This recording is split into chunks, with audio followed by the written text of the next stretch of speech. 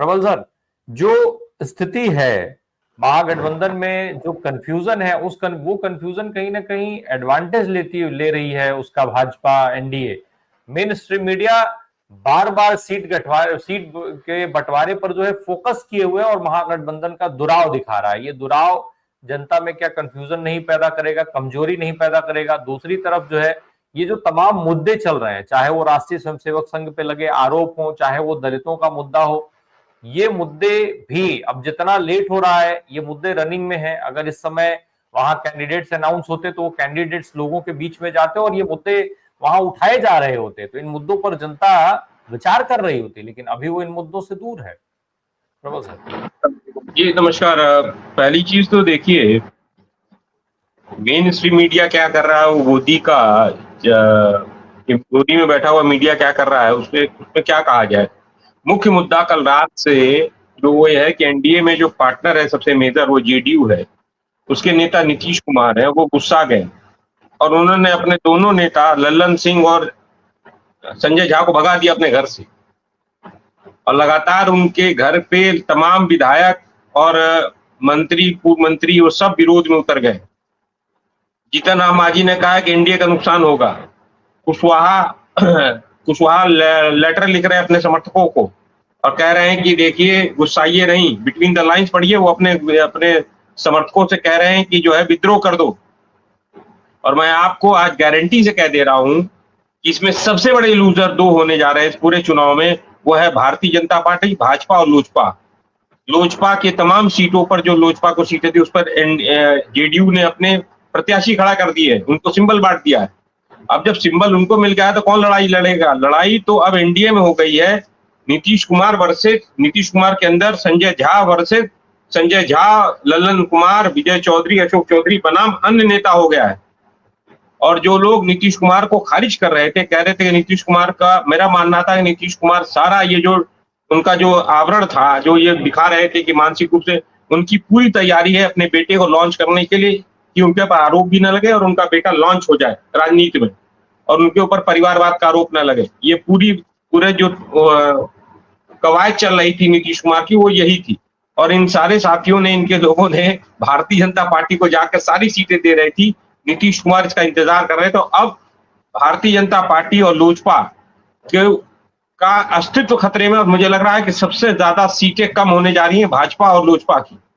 अब उसमें एक ही रास्ता बचा है इनके पास कि जो है वह एक तो चुनाव आयोग की मदद ले ले, और जो ये राष्ट्रीय समलैंगिक संघ है, जो आरएसएस है, जो छोटे छोटे बच्चों का यौन शोषण करती है, और समलैंगिक संगठन है ये पूरे देश के अंदर। और इस पर तो मैं आग्रह करता हूं और निवेदन भी करता हूं और मांग करता हूं सुप्रीम कोर्ट से कि इस राष्ट्रीय समलैंगिक संघ आरएसएस यानी राष्ट्रीय स्वयंसेवक संघ पर तुरंत बैन लगाया जाए। छोटे छोटे बच्चों की बाल शाखाएं लगाकर उनका यौन शोषण करे। जैसे अभी केरला के अंदर एक सॉफ्टवेयर इंजीनियर ने आत्महत्या कर ली और उसने कहा कि 4 वर्ष की आयु में उसके साथ जो है राष्ट्रीय समलैंगिक संगठन ने, आरएसएस ने उसके साथ जो है दुराचार किया। इस आरएसएस के ऊपर बैन लगना चाहिए तत्काल, तो पहले मांग। और ये अब ये पूरी तरह आग, जंगल में आग की तरह ये खबर पूरे बिहार में फैल चुकी है। और जहां तक आप महागठबंधन की बात कर रहे हैं, 2-4-5 सीटें इधर उधर है, वो समझौता हो रहा है और इंटैक्ट है। हम शाम तक या देर रात तक आपको पूरी चीजें हैं। और सीपीआईएमएल के लोग और बाकी वाले लोग अपनी सीटें उन्होंने टिकट देना शुरू कर दिया है। लोग नामांकन करने जा रहे हैं। कांग्रेस के अंदर भी लोग जिनको टिकट मिल रहा है उनका भी नामांकन 1-2 दिन में आप देखेंगे हो जाएगा। हमारे यहाँ कोई दिक्कत है नहीं। दिक्कत ये मीडिया दिखा रही है, मीडिया बहुत ज्यादा चीजें करने की कोशिश कर रही है। ऐसा कोई महागठबंधन के अंदर मुझे नहीं लगता कि बहुत बड़ा कोई दिक्कत की बात है। दिक्कत अब एनडीए में हो गई है।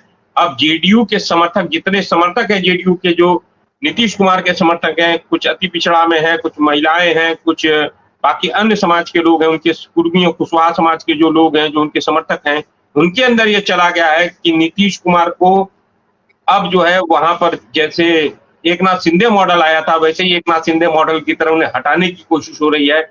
और इसको लेकर विद्रोह। और मैं अभी कई इंटरव्यूज देख रहा था, तमाम कार्यकर्ता जेडीयू के, उन्होंने भारतीय जनता पार्टी को क्रिटिसाइज किया है और अपने पार्टी के कार्यकारी अध्यक्ष संजय झा और लल्लन सिंह को तमाम उल्टे सीधे बातें कर रहे हैं, उनके नेता गोपाल मंडल वहां पर गमछा बिछाकर बैठ ही गए हैं। कोई अजय मंडल उनके सांसद है, शायद उन्होंने भी एक लेटर लिखा है कि मुझसे पूछा नहीं गया टिकट वितरण के लिए, और तमाम सीटें जो है लोजपा को दे दी गई। विद्रोह चालू हो चुका है। ये विद्रोह वहां पर एनडीए के अंदर घमासान मचाया, और भारतीय जनता पार्टी अब इस स्थिति में है कि भारतीय जो सूत्रों की खबर आ रही है कि भारतीय जनता पार्टी करेगी, हम 90 सीटें लड़ने को तैयार है। हम 101 छोड़िए 90 सीटें लड़ने के तैयार है। नीतीश कुमार हमारे साथ रहे, क्योंकि उसे पता है कि नीतीश कुमार नहीं रहेंगे तो भारतीय जनता पार्टी का सफाया। वैसे भारतीय जनता पार्टी का डैमेज हो चुका है, लोजपा का भी डैमेज हो चुका है। जो भी नीतीश कुमार के समर्थक लोग हैं, उन सीटों पर जहां लोजपा भाजपा लड़ेगी, वहां पर उनको वो वोट ट्रांसफर नहीं होगा। और इस पूरी हालत में महागठबंधन बेनिफिशियरी हो रही है। महागठबंधन चुनाव जीतने जा रही है, सरकार महागठबंधन की बनने जाए। प्रबल जी, काउंटर करना एनडीए के बस का नहीं है। मुद्दे तो भाई विपक्ष ठीक है, चाहे जितने मुद्दे उठा ले, लेकिन बात उस पर वो करेंगे ही नहीं। ऐसे में विपक्ष की मुश्किल तो बड़ी होगी जनता को सीधे सीधे कनेक्ट करने के लिए, क्योंकि अगर सत्तारूढ़ दल उस पर कोई प्रतिक्रिया देता तो शायद जनता को समझना आसान होता, जनता से कनेक्ट करना आसान होता। ऐसे में महागठबंधन की चुनौती कितनी बड़ी देखते हैं आप? तेजस्वी यादव फिलहाल अकेले जूझते हुए दिख रहे हैं। राहुल गांधी की दूरी दिखाई दे रही है बिहार से। बहुत सारे लोग सवाल उठा रहे हैं इस पर कि राहुल गांधी की जो 15 दिन की विदेश यात्रा रही, उससे कहीं ना कहीं महागठबंधन का नुकसान होता दिख रहा है बिहार में। प्रबल जी, 17 दिन की यात्रा से महागठबंधन को फायदा हुआ है। पूरा एक नैरेटिव सेट हुआ है कि वोट चोरी हो रही है, बेईमानी हो रही है, और उसमें तमाम अन्य मुद्दे भी उठे हैं। पेपर लीक का मामला उठा हुआ है, शिक्षा स्वास्थ्य का मामला उठा हुआ है, बेरोजगारी का बहुत बड़ा मामला है, बिहार के अंदर जो करप्शन उसका मामला उठा, मखाने का बोर्ड का किसानों के मुद्दे के मामले उठे, सारे मुद्दा उठाए, गन्ना किसानों का मुद्दा उठा। क्या बात कर रहे हैं, हर जगह जो है मुद्दे उठे।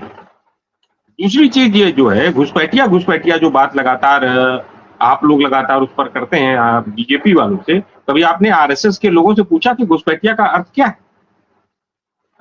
पूरे महाराष्ट्र में चले जाइए, अनिल सिन्हा जी तो महाराष्ट्र साइड ही रहते हैं, मुझे लगता है पुणे में ही रहते हैं। महाराष्ट्र के अंदर जो लोग वहां के खाटी लोग हैं, देशस्थ लोग हैं, उनसे पूछिए कि चित पावन ब्राह्मणों के बारे में उन लोगों का क्या मंतव्य है। वो ये कहते हैं, मेरी तमाम किसान नेताओं से बात हुई जो पश्चिमी महाराष्ट्र से आते हैं या बाकी अन्य से, उन्होंने कहा कि ये इजराइल से आए हुए यहूदी हैं जो 16वीं या 15वीं शताब्दी में महाराष्ट्र में आए, और उन्होंने अपने आप को कन्वर्ट करके चितपावन ब्राह्मण कर दिया। इनके रूट्स वहां से हैं। असली घुसपैठिया तो मोहन भागवत है।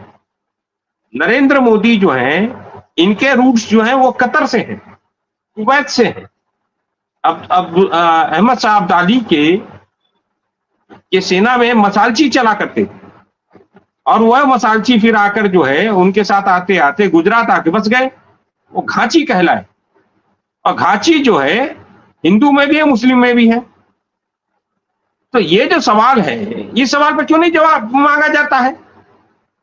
बस आरएसएस कहेगी कौवा कान लेके हम लोग दौड़ते रहे, और जो हम सवाल पूछे तो उस पर क्यों नहीं जवाब मांगा जाता है? उस पर क्यों नहीं डिबेट होती है? इस रूट पर डिबेट हो, इस डीएनए जांच हो कि घुसपैठिया कौन है। अरे जिनको आप घुसपैठिया बता रहे हो वो तो हिंदुस्तानी है, वो तो इसी भारतीय उपमहाद्वीप के रहने वाले हैं। सबके दादा परदादा एक है, 1947 के पहले इधर ही सब एक रहते थे। लेकिन तुम बताओ, तुम तो 16वीं शताब्दी में 15वीं शताब्दी में अहमद शाह अब्दाली के साथ आए हो, कहीं तुम इजराइल से आए हो, तुम्हारी तो रूट्स अलग है। तो मोहन भागवत का नरेंद्र मोदी बताए कि इनके पूर्वज कहाँ के हैं, इनके पूर्वज की वंशवाली आए, बताए ना लोग। इस देश के अंदर मूल निवासी बेचारा किनारे है, दलित, पिछड़ा, आदिवासी, अल्पसंख्यक, उसको किनारे कर दिया गया है, और ये बाहर से आए हुए लोग उन्होंने आकर कब्जा कर लिया है। उन घुसपैठिया, असली घुसपैठिया तो ये है, आरएसएस है।